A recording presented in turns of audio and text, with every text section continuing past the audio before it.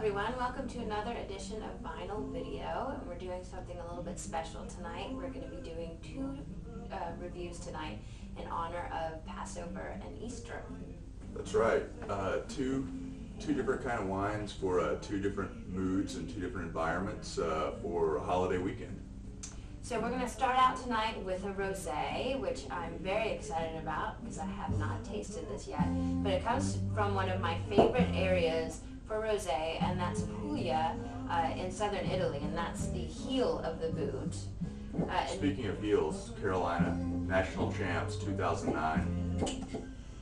So this guy, Get that in there. yeah, I figured you would put it in there somewhere. Puglia makes a lot of really cool wines. They use a lot of interesting grapes. This one is made from mostly Negro Amaro, which is a really cool grape. Also makes great red wine. And this is from a producer called Michel Callo. And the wine itself is, I'm guessing Majer or Meher? How do you think it's pronounced? It's spelled M-J-E-R-E. So. With a little thing over the E. Oh, really?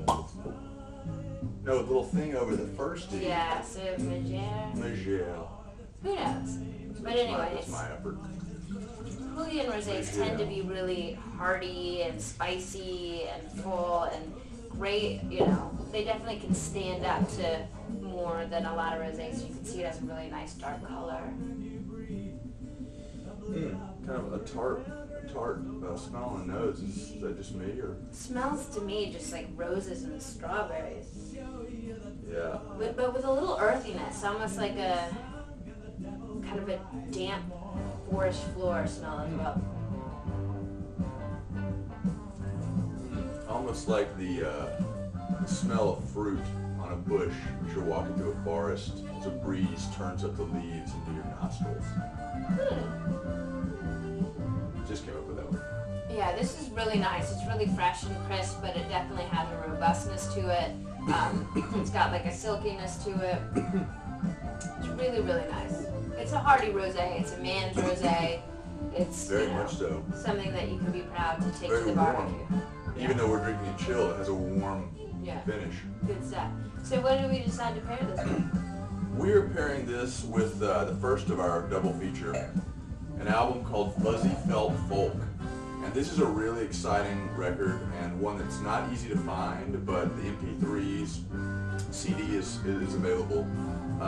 What this is a compilation of 60s and 70s children's songs that were used in commercials, television series, and films in Britain in the 60s and 70s. Almost all of these came from the BBC library when it sold off all of its records in the late 90s, 2000s. It was put together by a great, very funky British label called Trunk Records, which does a lot of reissues and finds really hard to find collectible works. But we're not listening to it right now, we're listening to our other record, but this is a great record of just classic, old school, little bit trippy, a little bit strange, a little bit creepy children's songs, perfect for an Easter egg hunt by the edge of a dark, gloomy forest. Great, and it's a great pair for this rosé. It's our Easter pairing for Easter brunch and, you know, listening to some music while the kiddies are out hunting for eggs. That's right. As we said, if you drink this wine with the adults at your Easter party, don't get mistaken and try to smoke the plastic green grass in the bottom of the basket. So, moving right along, our second pairing tonight is a Cabernet Franc, which I'm also very excited about. Again, we haven't tasted this one yet, but it's from an importer that I really like. His name is Jean-David Hedrick. He's out of North Carolina, actually, Tar Heels. But he imports a lot of wines from the Loire, and he tends to do a lot of naturally farmed, organic, biodynamic wines. And this is one of them. This is Domaine des Roches Neuves. The producer's name is Thierry Germain, and he also does all natural farming. This is an organic wine, by the way. Yeah, it's all natural farming, all hand harvested. And it's from the Loire Valley, which is, you know, one of the best places in the world for a Cabernet Franc, if not the best. I think it's the best. and from the sub-region of Saumur-Champigny, which is a really, really great place for Cab Franc. And Cab Franc is just a really fun wine, and it doesn't get a lot of press. I mean, people don't really talk about it very much, but it's an awesome springtime wine. It goes with everything, and it's just cool and different. This one has a really, really nice dark color to it. I think this is good. Almost pours out like cough syrup. But in a good way. Oh, well, nothing wrong with a little cough syrup. So this is really, really dark fruit to it. Toasted raspberry right off the nose. Yeah, it's got really, really dark fruit, and it's got a definite earthiness to the nose. Like if you put raspberry And jam on pepper. a s'more and then put it in the fire, it would be something like the way this smells. Yeah, it's definitely got a peppery, like green peppery smell as well, which a lot of Cab Francs have, and then black pepper as well.